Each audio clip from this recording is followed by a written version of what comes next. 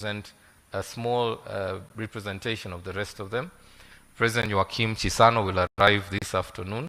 Unfortunately, he had engagements in Zimbabwe. As you know, he's involved with the negotiations there, but has still offered, despite his busy schedule, to join us later this afternoon. Madam Nkosazana Dlamini Zuma had meant to be here.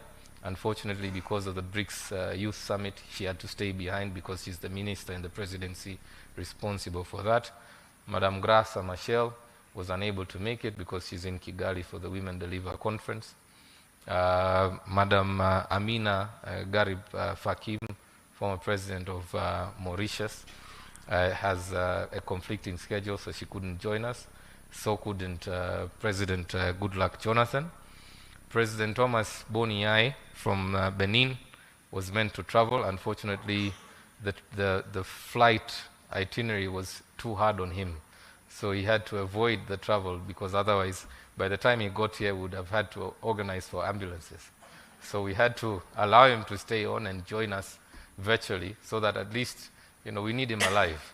So there are many others beyond those you see here in the room, Madam President. Our vision is to not just turn this into another talk shop. We know that there are many fora on the continent. And one of the conversations we will have with these elders in the next 2 days is about these other forums. As you know, at the AU level, we've got the panel of the wise. At the SADC level, there's an elders forum. In West Africa, President Jonathan is leading another elders forum. So one of the conversations we really want to have is how do we make this particular forum effective and efficient? How does this forum contribute to the continent's efforts to bring about peace, stability, democratic governance, inclusive governance? So we are hoping that tapping into their existing networks, their own platforms, because each of them has already an existing platform, we will then be able to pass on that message. But we hope, therefore, also that through this platform, they will engage with the continental leadership. As you rightly acknowledged earlier, there's a lot that the current leadership could learn from those who've come before you. And therefore, what we're trying to do is to engage the elders with evidence, show them what the evidence shows of what is going on the continent, and inviting them to share their wisdom, their reflections, so that informs the continental agenda on democratization. Madam President, this meeting, or rather convening, will proceed later in the week into a People's Assembly, where the practitioners, as rightly acknowledged by the Regional Commissioner, will gather for a more informal setup, where we talk based on our own experiences, the data we are putting together, the experiences challenging the different democratic violations we see on the continent, to develop a common agenda and to build a Pan-African movement in support of democracy. Madam President, we could not have put this meeting together without the support, as you can imagine, of so many partners.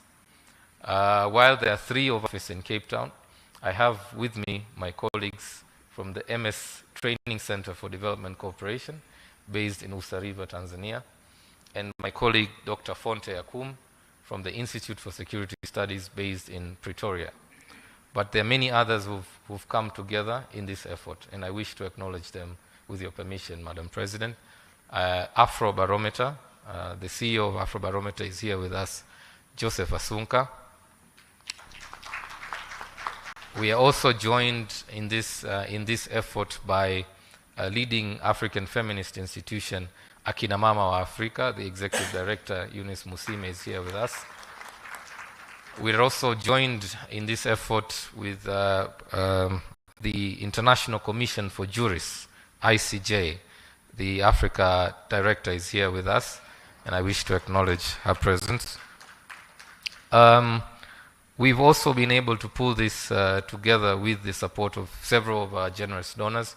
Some of them are here present. I might miss any of them, so if you're here, I would like to just acknowledge your presence. It has taken a village, as they like to say, and many of us have really had to come together to allow us to succeed in this effort.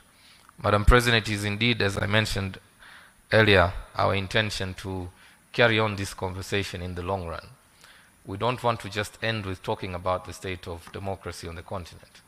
In the next 2 days, our elders will hear from experts in the field of democracy generally, but then there will also be sessions on the state of women political participation.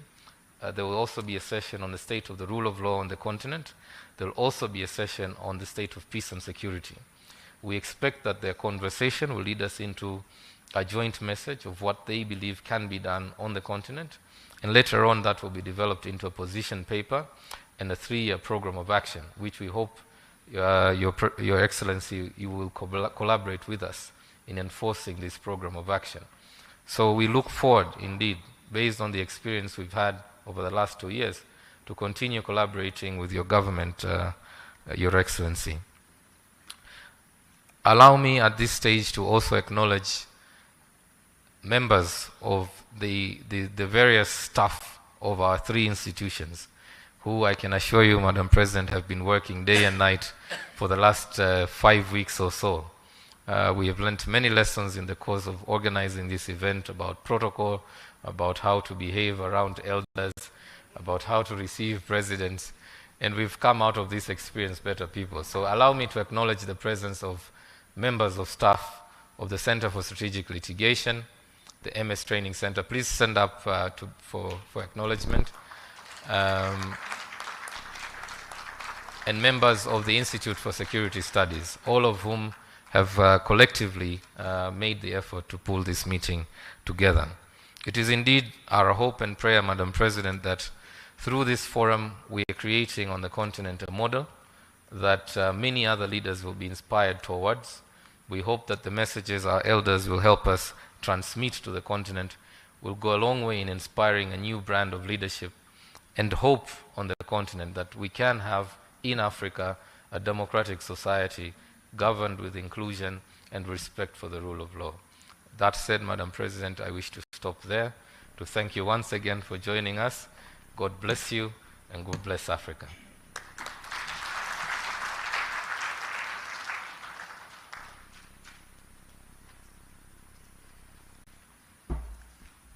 Thank you very much, Deus and McKenna and Fonte, for all your hard work. We know that democracy does not come to us from the heavens. It is people and leaders who make it. And one of the foremost leaders for this is His Excellency Ernest Bai Corona, who serves the chair of this initiative. It's my pleasure to welcome you to address the group. Please, sir.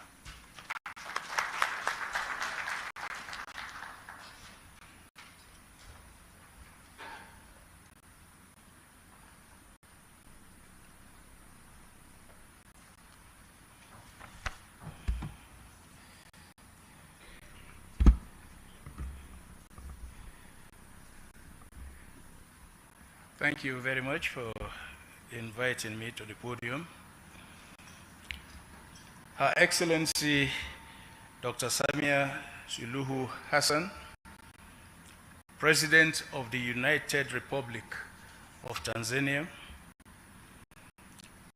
His Excellency Jakaya Kikwete, former President of the United Republic of Tanzania, His Excellency Haile Mariam Desalegn Bushi, former Prime Minister of Ethiopia, our host, the Honorable John Mongela, Regional Commissioner for Arusha, officials of the region, fellow advocates for democracy, human rights, and the rule of law, distinguished ladies and gentlemen.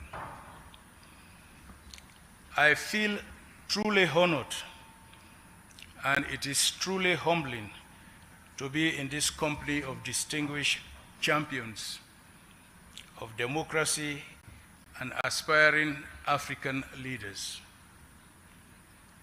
Your work, your vision, your commitment to the cause of democracy, good governance, and the rule of law provide so much comfort and optimism for a more peaceful, united, well-governed, and prosperous Africa. As we embark on this historic Africa Drive for Democracy Elders Retreat, therefore, I would like to extend my deepest appreciation to our dear sister, Her Excellency President Dr. Samia Suluhu Hassan, the government and the people of Tanzania for the warm and typical African hospitality with which we have been welcomed in this strikingly beautiful sister republic. Madam President, we are very pleased that you made time out of your very busy schedule to come all the way here to be with us in this famous Arusha of natural attractions and home of the famous Mount Kilimanjaro. Thank you very much, Madam President.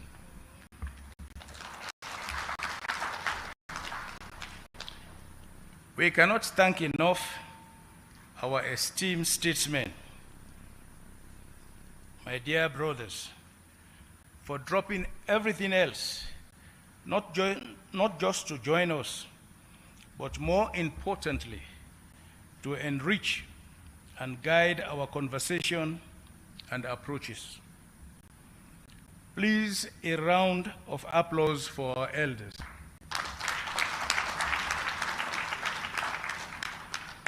I strongly believe that there is a lot we are going to gain from their rich and inspiring experiences.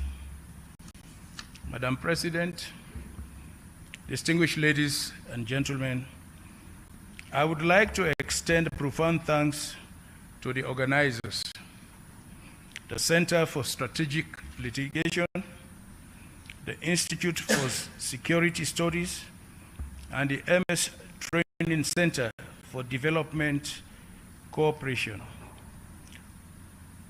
for providing this platform for us to constructively engage and inspire each other as we, in our diverse ways, work assiduously to improve democratic good governance in Africa, which lies in the heart of our shared aspirations. But I am not surprised at all. We are all share the reality that there is so much going on in Africa that leaves our people with more questions than answers.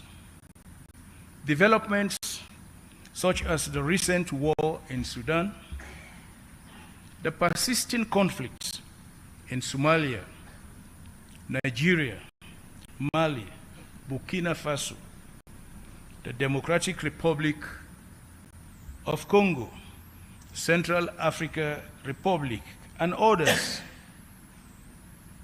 The spread of violent extremism, the increasing poverty, and economic hardship have left societies and families devastated and buried in the ashes of pain and abandonment.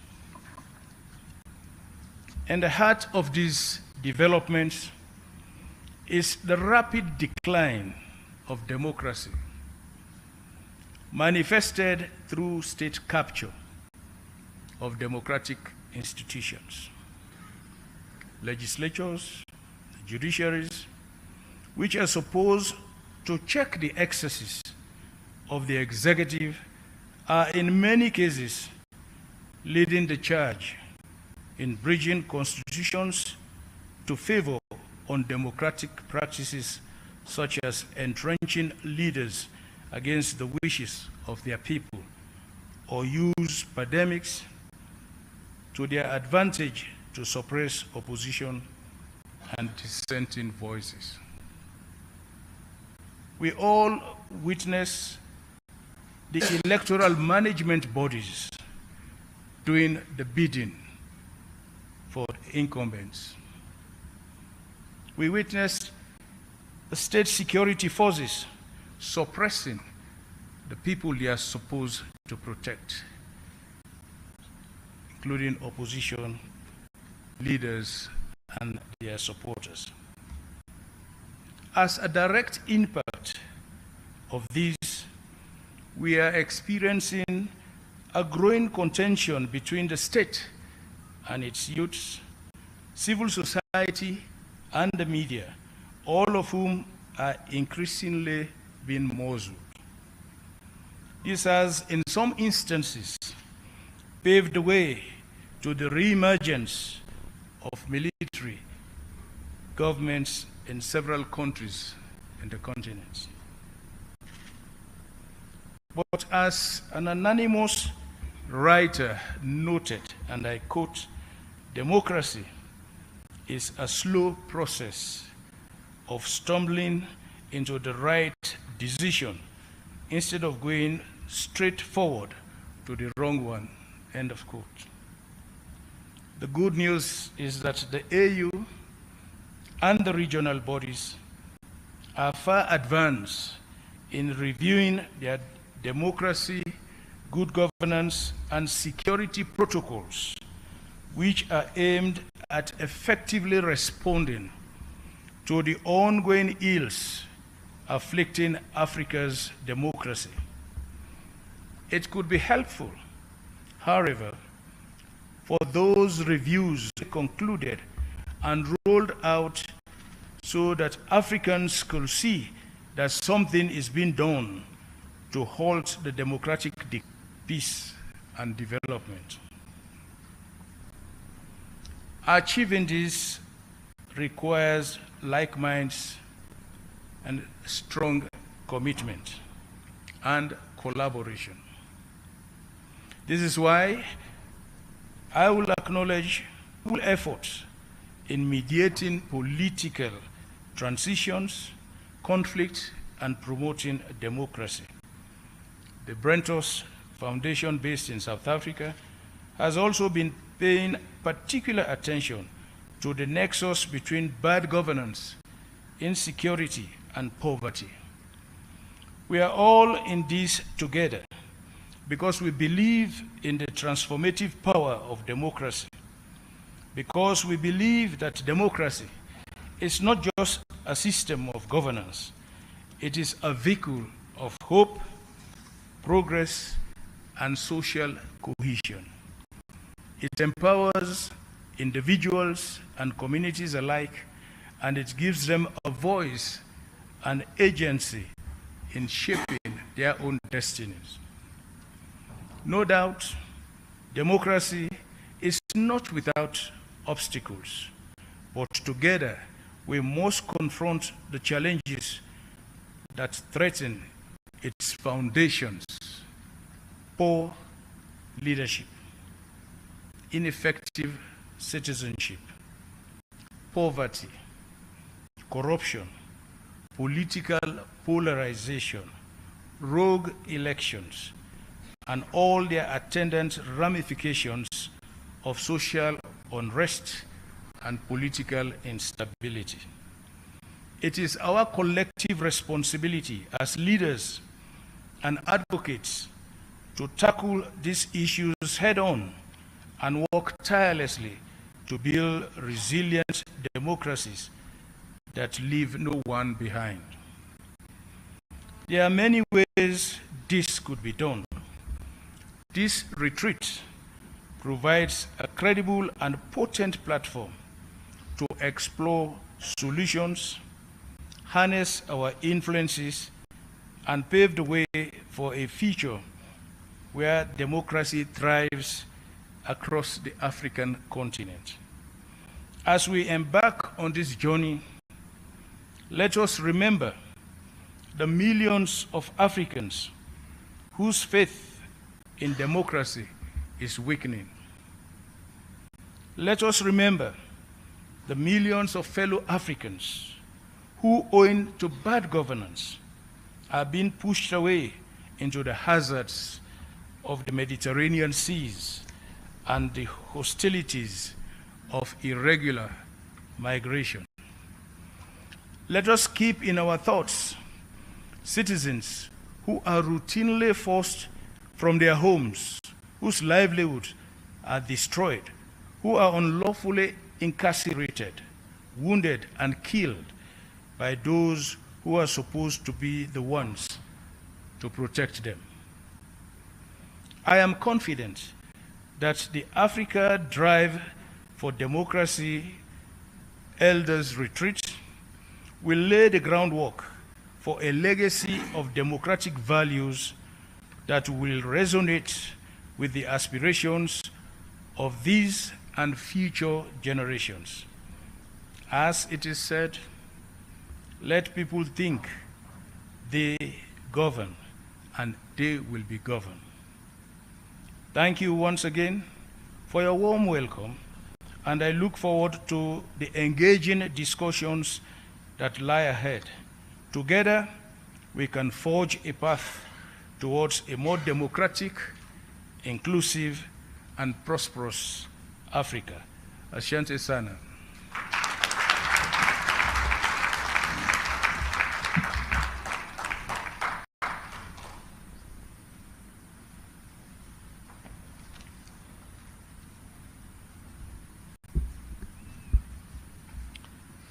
Thank you very much, President Koroma, for those thoughtful and candid remarks.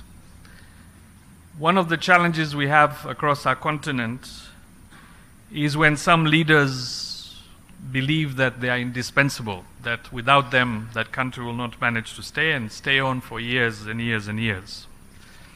So it is quite unusual when a leader decides that sometimes it may be time for the good of the country and good of the people to step down perhaps even before his time. That is a true courageous act of leadership. It is my great pleasure now to welcome His Excellency Haile Mariam Desalegn, who stepped down earlier than his term because he understood that to be what the country needed at that point. Your Excellency, please welcome.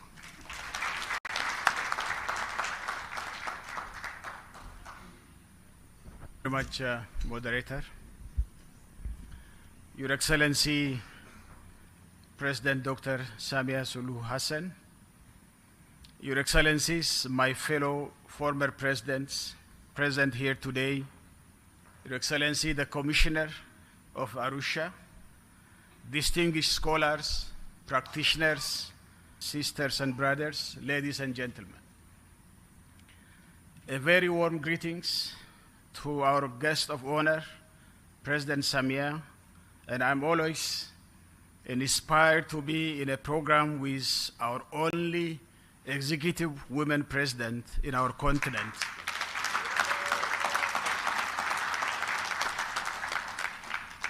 And Madam President, thank you so much for hosting us in this beautiful Arusha with very hospitable and generous people of Tanzania. What an honor to deliberate on a very critical topic. Thank you so much, my President, President Koroma, for inviting me. I have come to know a trinity of organizers: Center for Strategic Litigation, Institute for Security Studies, and MS Training Center for Development Cooperation. Let us give a big round of applause for the excellent organization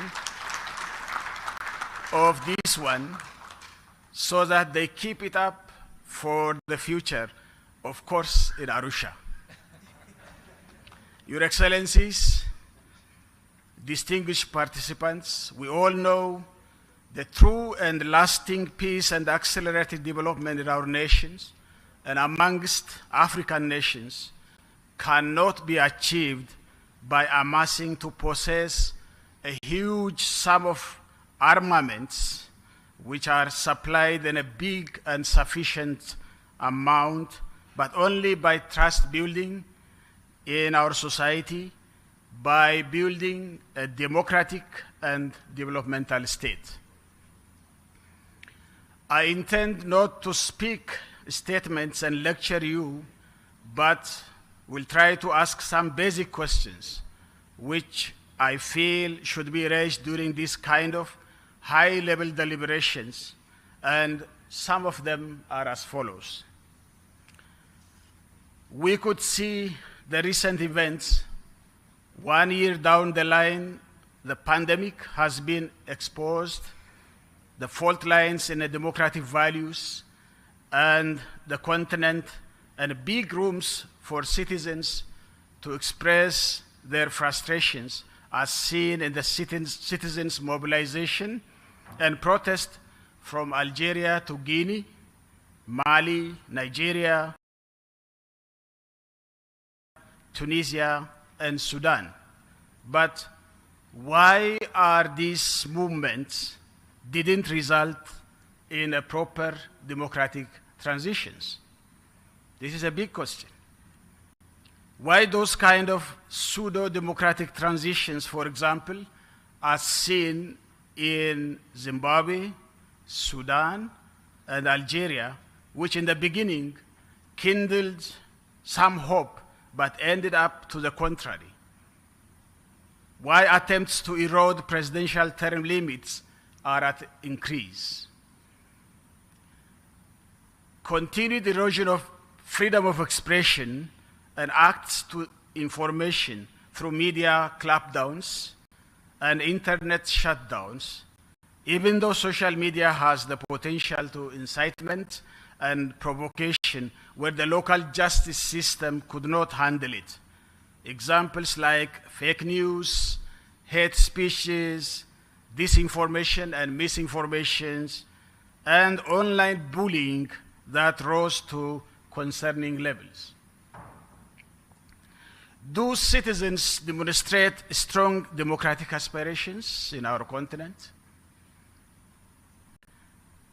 Are they resilient and persistent to continuously mobilize themselves to demand democratic discourse and democratic change and hold their leaders accountable?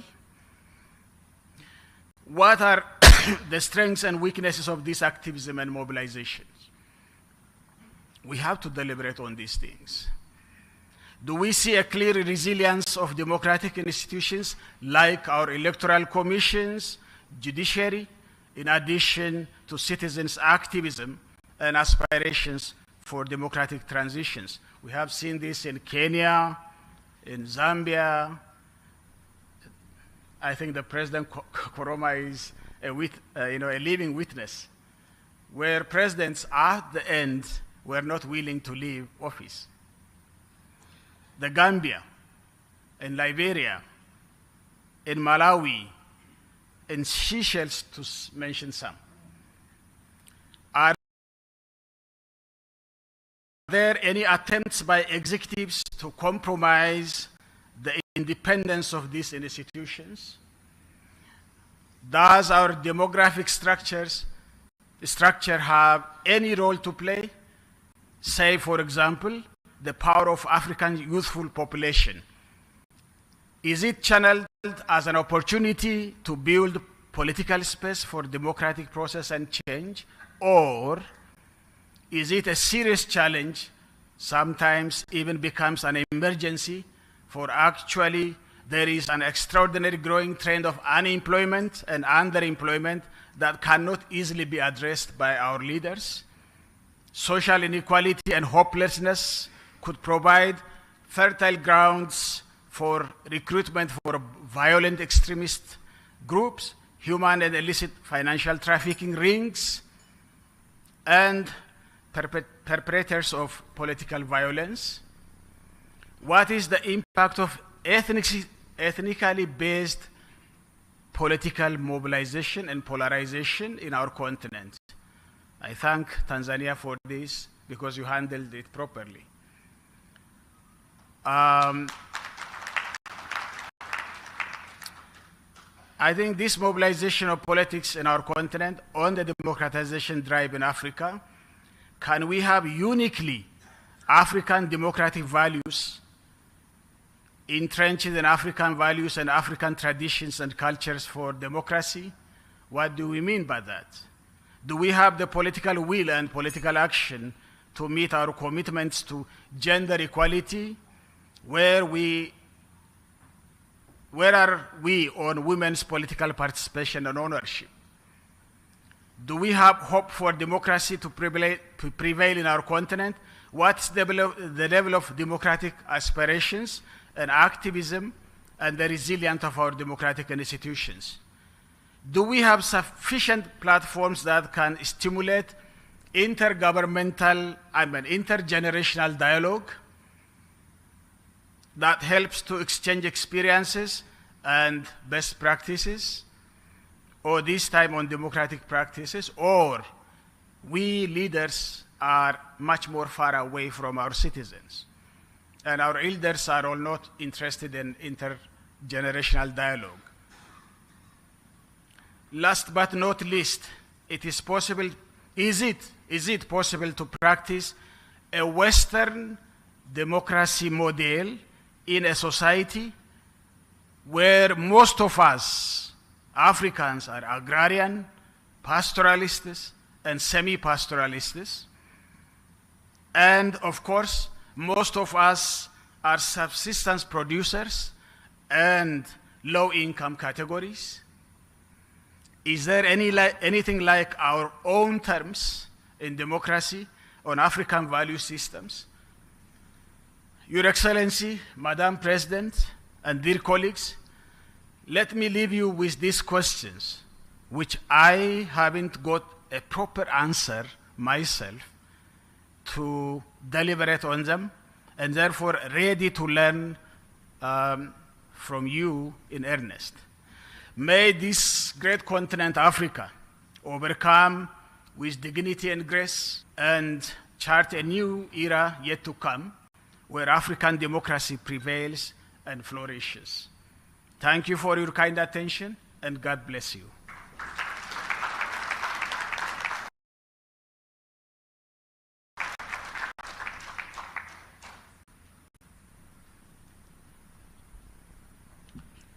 Thank you very much, Mr. Prime Minister. Our next leader needs no introduction to most of you in the room. You have seen him in action.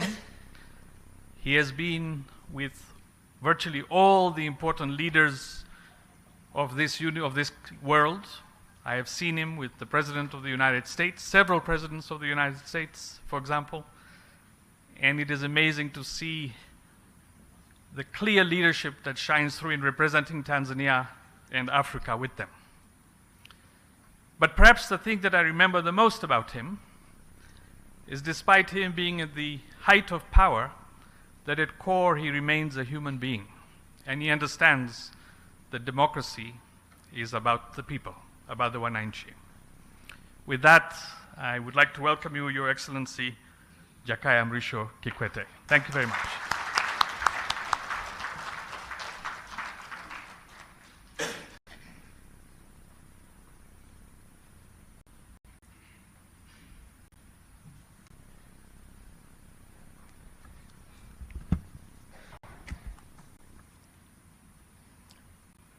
Thank you, Rakesh.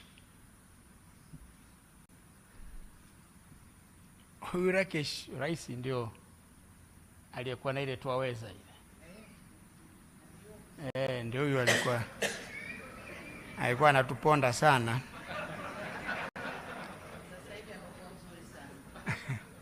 Lakini tulivumiliana wakati ule. Kuna wakati usingeweza yale. Your Excellency Dr. Samia Suluhu Hassan, President of the United Republic of Tanzania, Your Excellency of the Africa Drive for Democracy,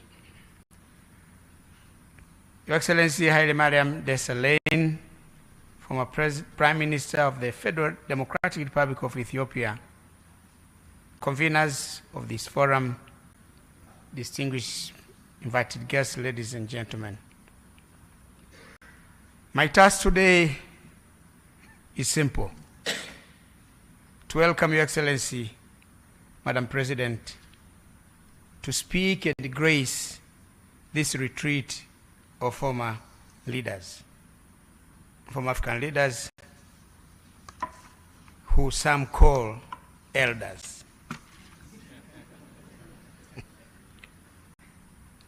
But before I do so, please permit me to join my two fellow former leaders who spoke before me to thank you most sincerely for accepting the invitation and for allocating time out of your very busy schedule to come in person to grace this meeting. It means a lot to about a dozen of us who are part of this initiative. It demonstrates the importance that you personally and your esteemed government attach not only to the ideals of this retreat, but also to the discourse on democracy and development in Africa. Your Excellency, the relevance of this retreat of former leaders cannot be overstated.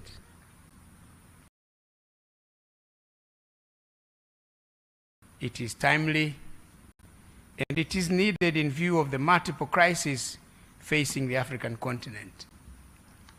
As mentioned earlier by previous speakers, political conflicts, wars, climate change, the COVID-19 pandemic, the high energy and food prices, the ongoing Russia-Ukraine war, and several others have been impacting negatively on growth and development in our dear continent. These challenges have been compounding the already fragile situation in many countries in Africa. The confluence of these crises has exposed Africa's economic and governance frailties and underscores the need and importance of collectively exploring homegrown solutions to African problems. As a former leader myself, I can rightly testify that sitting African leaders have a pivotal role to play in addressing these challenges. It is their primary responsibility, but I believe also that former leaders can play a role in this regard. They are well connected with both the past and the present and can contextualize existing challenges and share their reflections of past experiences with existing readers. At this juncture, I would like to take this opportunity to commend my fellow former leaders, His Excellency Ernest Bai Koroma, the former President of Sierra Leone, and for being the flag bearer of this wonderful initiative. President, we thank you. Also, His Excellency Haile Mariam, former Prime Minister of the Federal Democratic Republic of Ethiopia, who is participating, like me, for the first time. As already mentioned, His Excellency Joachim Chissano, former President of the Republic of Mozambique, will join us later. Maybe he's on his way from the airport. But I thank them for agreeing to join this important conversation in person. But I thank the chair, President Koroma. We have been whispering. I've been trying to, well, why are you laughing? You know, I've been trying to make him agree that Arusha becomes the seat of this initiative.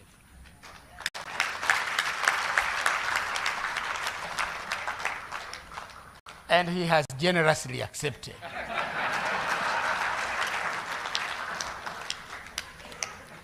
So, Prime Minister, if the chairman have said yes, can you say no? I already said it. Then it's done.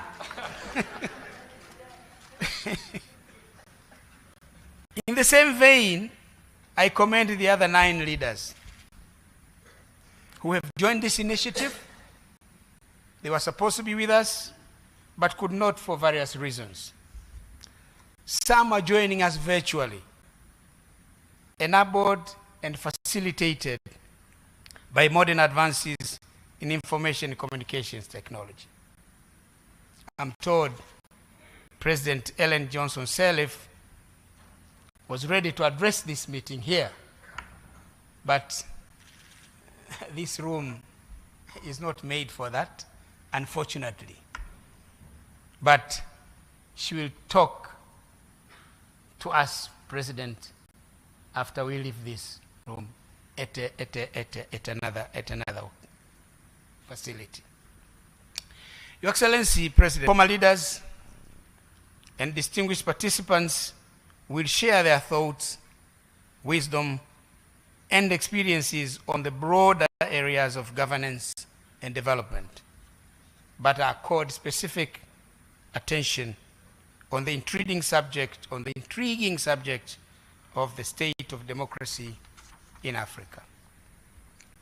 I'm of the view that for one to fully appreciate the current situation in Africa, it is worthwhile to reflect on the challenges we have been grappling with in the political, economic, and development arena from a historical perspective. Most of the challenges we are facing, our countries today, are a continuum of what has been happening in the past. Since independence in the 1960s, successive governments of African countries have been preoccupied with the overarching task of nation building, which involved matters relating to holding the country together. As you know, President and all the distinguished participants, Africa is the only country that the borders are arbitrary.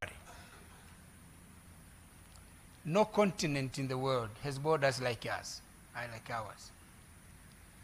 They are straight line, which means the borders are not natural. It appears that somebody was holding a rope on one side and the other one with this end drawing a line. The right is mine, the left is yours. And in the process, they've created nations that have a lot of difficulties. They've created conflicts within nations and conflicts between nations. So holding together such countries is a mammoth task. The other is establishing systems of government and governance, building an equitable and inclusive society, promoting inclusive social, economic growth and development. Interestingly, these have remained priority and important areas of preoccupation for our leaders and their nations up to this day, despite progress made over the past 6 decades. Indeed, a lot of ground has been covered and significant progress has been made over the past 60 years since independence. However, the levels of progress made differ from country to country and between our continent of Africa and other continents.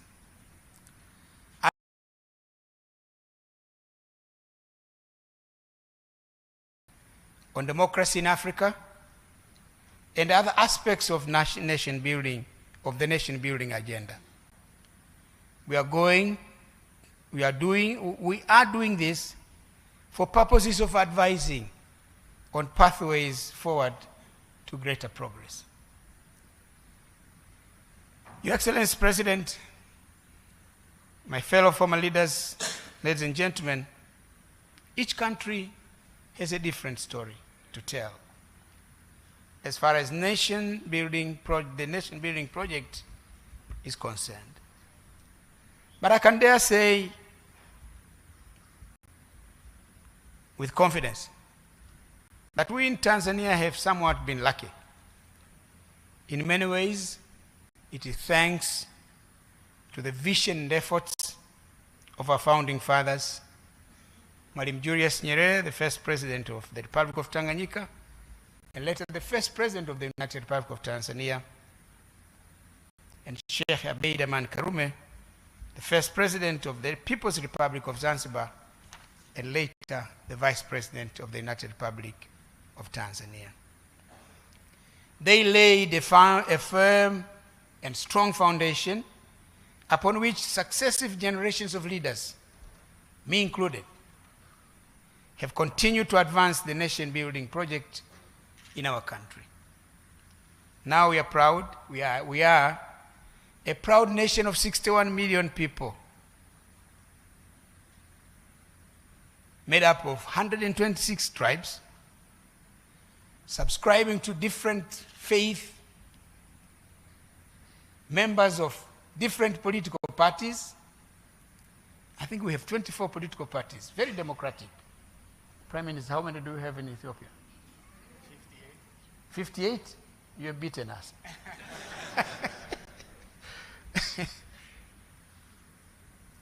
But we are at peace with ourselves.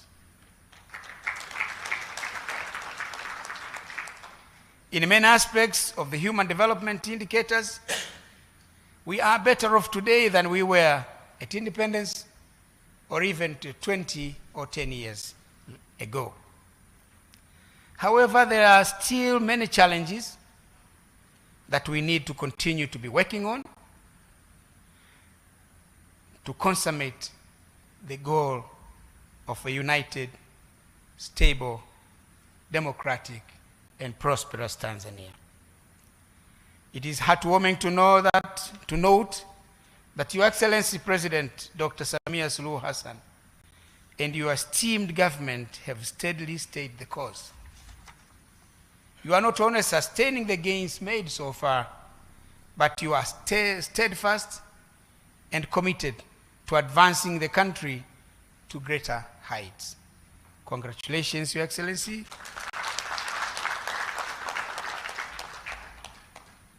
And please continue to do the good work. And just like your motto, kazi iendelee. Unfortunately, some African countries have not been so lucky in the nation-building agenda. Most of the conflicts we are witnessing today in our continent can be attributed in one way or another to the failures in the nation-building agenda. It is no surprise that when one looks at many development, democracy, and governance indicators of many institutions, many African countries will be at the bottom half of the list, or at the bottom half of the pecking order. And our motherland, the African continent, collectively will be the least performer. This situation is not acceptable. It has to change. We must hasten the pace of change. We should do everything within our power to do that. Yes, we can. Your Excellency, ladies and gentlemen, as we endeavor to address these common challenges facing our continent, it is important for us as former and current leaders to continue to interrogate, analyze, and express from the African perspectives a way that suits us as Africans. This is precisely what this auspicious gathering sets out to do. I'm hopeful that the debate and deliberations that will ensue in the course of the 2 days will add to the mantra of Africans coming together to forge African solutions to African problems. I beseech my fellow former leaders and I to leverage our experience so that we can embark together on a journey that seeks to realize a prosperous future for Africa, where our continent is integrated, prosperous, democratic, and peaceful. A continent that is driven by its own citizens, representing a dynamic force on the international arena, as is stipulated in OAU's Agenda 2063. Your Excellency, I once again thank you for joining us. And after these many words, it is now my singular honor and pleasure to invite Your Excellency to the podium to deliver your keynote address.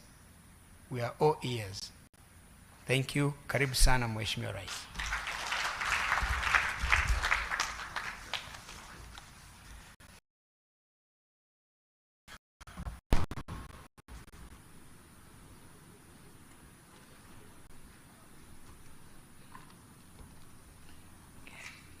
Please be seated. Thank you.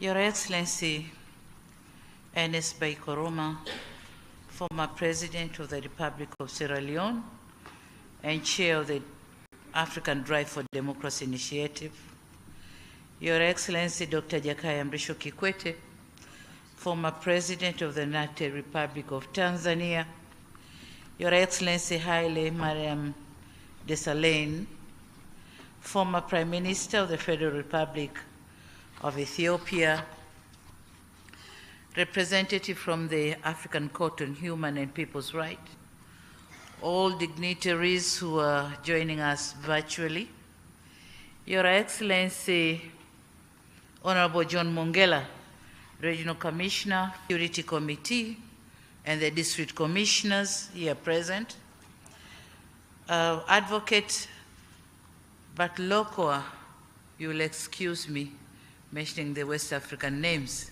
mechanism. If he may stand, I thank you. Thank you.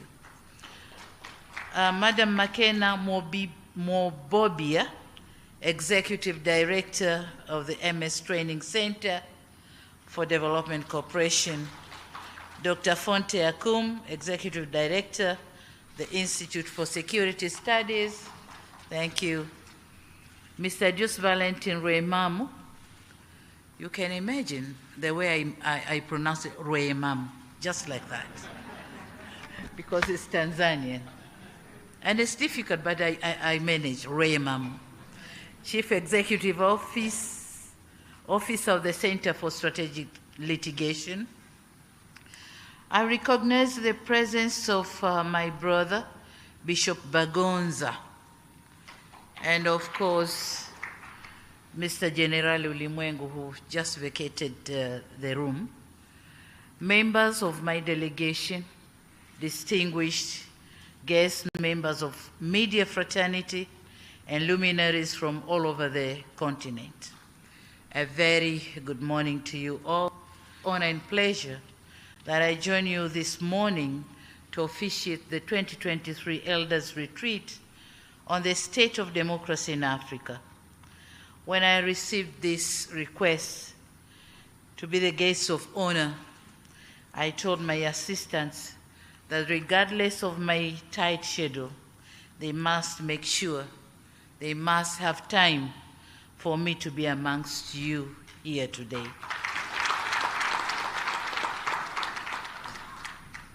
Now, being new in this game of leadership, I thought I have to meet the gurus, the Koromas, Kikwetes, and the Haile Mariams, the gurus of the constituency, and learn from them or not, given the sustained and alarming challenges of democracy in many of our African countries.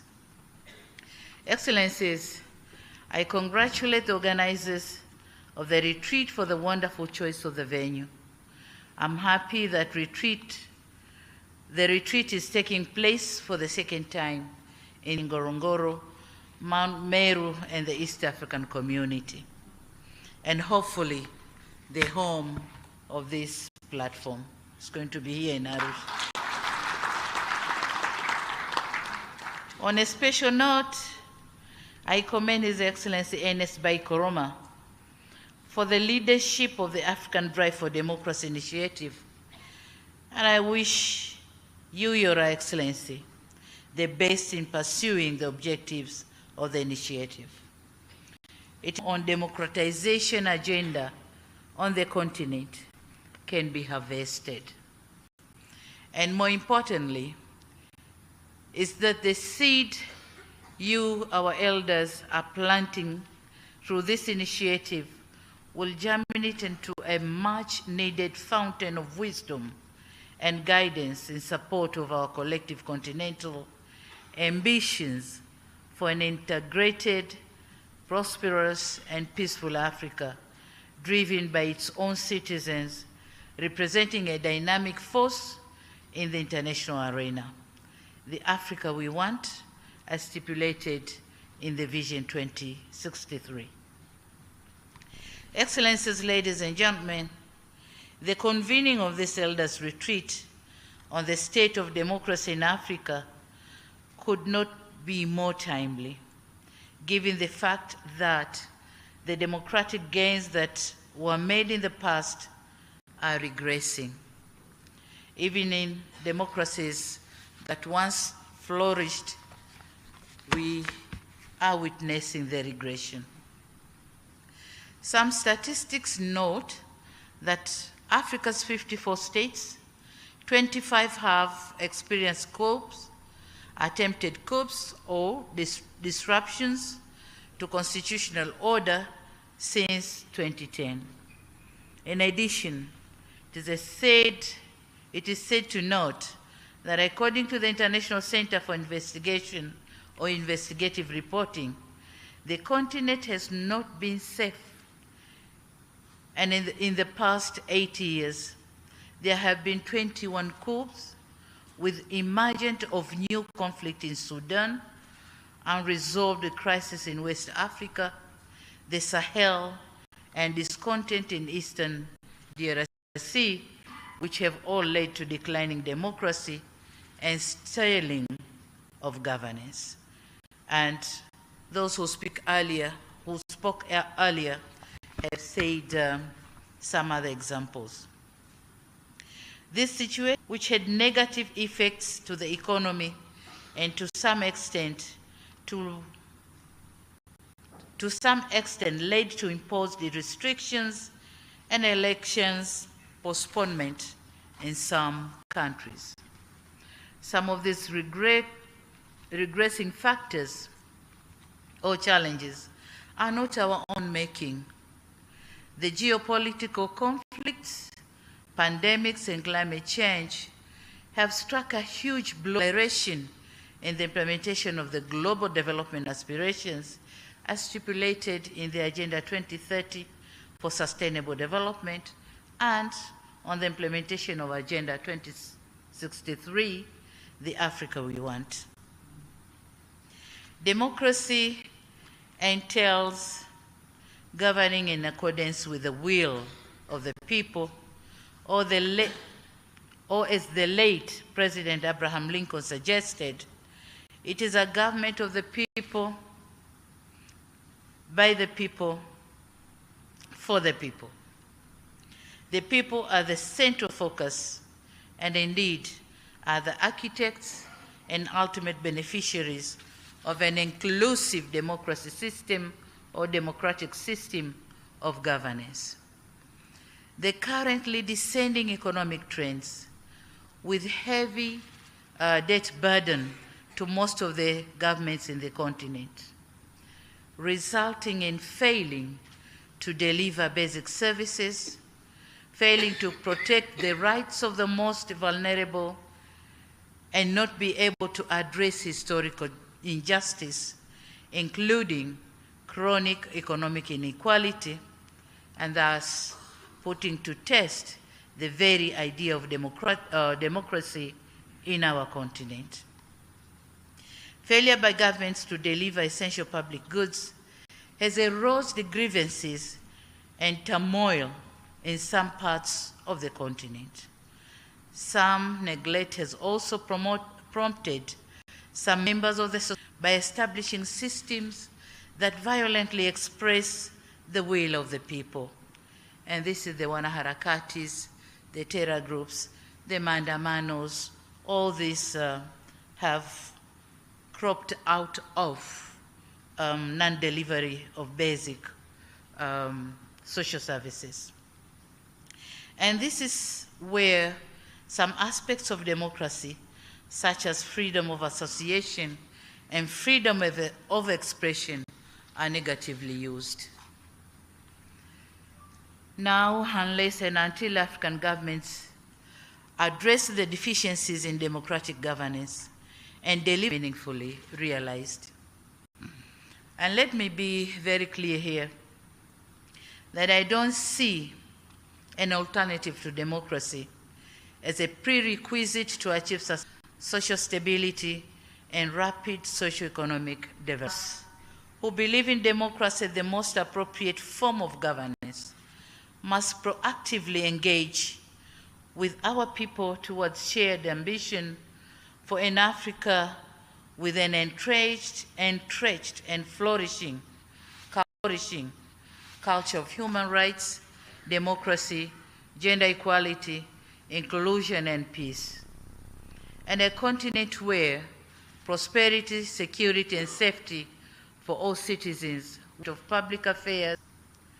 Excellencies, ladies and gentlemen, for democracy to be meaningful, it needs to translate into improved public service, realize, organize, and engage in the governance of their public life. And henceforth, in cognizant of the virtue of democracy and sustaining the hard-won gains on democracy in Tanzania, the political system in our country, I long in the country. The first R stands for reconciliation, mainly among political parties, but also other groups in strengthening national cohesion. Through dialogue and mutual accommodation, we have managed to resolve some of our and prosperous Tanzania. We're the peace of our nation. Tanzanian government decided to review and improve several policies and legal frameworks, which restricted the participation of our citizens in the democratic processes. Some of the steps taken are removal of the ban of holding political rallies, also review of several legislations,